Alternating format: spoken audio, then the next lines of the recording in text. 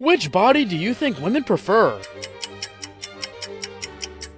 Probably this one, but it was surprisingly the least chosen option. Now, if you chose this body, you're correct. From evolutionary psychologists to film directors, a wide range of experts proved that men tend to overlook what women find attractive, aka the female gaze. But according to psychology professor Lauren Campbell, all these aspects can actually be summarized into three main criterias we all use to choose our future partners. Number 1, attractiveness and vitality. You've probably heard that men tend to quote-unquote objectify women in movies, but women tend to do the same. In Transformers, a male gaze movie, you can see Megan Fox's famous appearances where the camera shots laser focus on her hips, lips, and waist. In Twilight, a female gaze movie, you can see that the camera shots focus on the man's abs, chest, shoulders, and forearms. Yet this guy, as well as other female gaze protagonists, are not as muscular as the ones from male gaze action movies. Weird. But the answer comes from a psychological phenomenon called the peak shift effect. You see, for women, a muscular body is an attraction cue. A more muscular body is a bigger attraction cue. But there's a fine line where an extreme cue, aka too much muscularity, can actually backfire and crash down her attraction. That's why men tend to get surprised by the type of muscularity women really prefer. But besides the psychological aspect, there's also the evolutionary one. We already established that women are attracted to muscular dominant men. But as stated in this 2024 study, a woman's attraction can drop by approximately 81% when the man seems threatening. How can you avoid this? Apparently, a man's expressiveness, aka things like smirking, smiling, or just not having a cold poker face all the time, can increase your perceived attractiveness. That's because it signals you're safe to be around. As a fun fact, the Duchenne smile has been proved to be one of the most charismatic body language cues. It's a simple, genuine smile that also involves these little wrinkles right here. Number 2, social status and resources. In 1953, Ian Fleming released the first James Bond novel. He was skilled, strong, and loved by all the women, a character written for the male audience. On the opposite side, there's Pride and Prejudice. In the storyline, the main character Elizabeth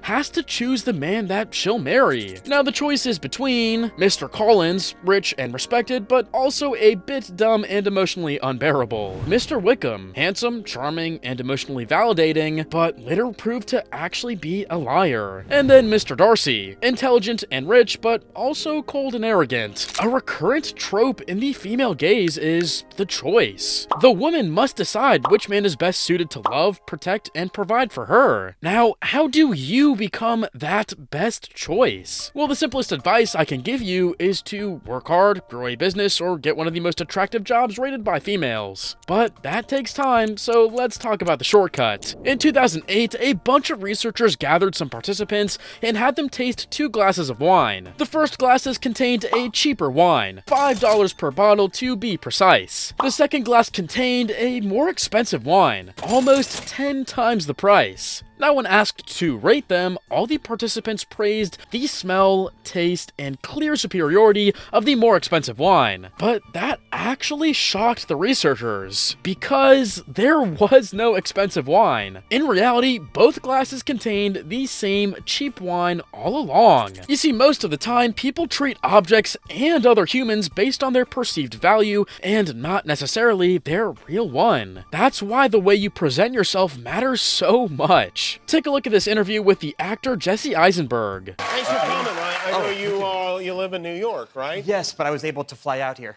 Oh, on a plane? Yeah, exactly. I was going to do a boat, but they said the canal would take too long to be on the show. Closed body posture, quick changing gaze, and fast-paced movements. It's pretty clear that he is nervous, making us perceive him as a low-status person. But now, let's take a look at one of Matthew McConaughey's entrances. That'd be a fun one. Did you ever get into bodybuilding where you worked out and then looked at yourself and greased up and all that stuff? Oh, this morning.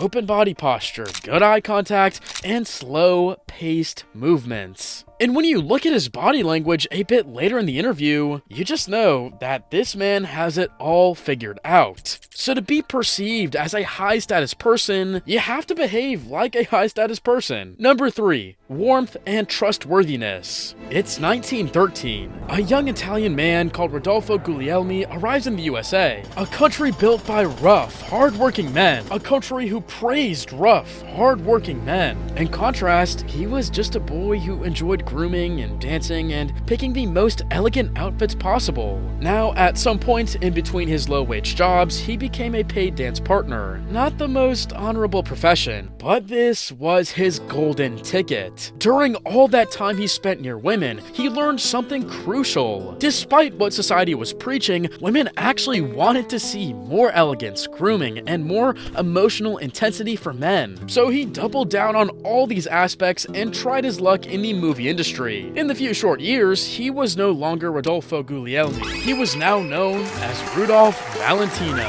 the Latin lover, and the reason why women fainted in cinemas just because of his presence. In his book, Men Are From Mars, Women Are From Venus, John Gray explains that men tend to naturally show love by solving problems, while women tend to feel most loved when they're heard and understood. For example, if a girl tells you something like, "My head hurts," your usual guy response would be something like, "Go eat something, drink some water, or take a headache pill." But a better response would be, "Damn, it seems like you've been really stressed lately. What happened?" From now on, she'll probably start opening up about what happened to her. Now, if you successfully get here, it means that you're one step out of 3 into turning her on. If you want to find out the rest of the steps, I've got the perfect video for you.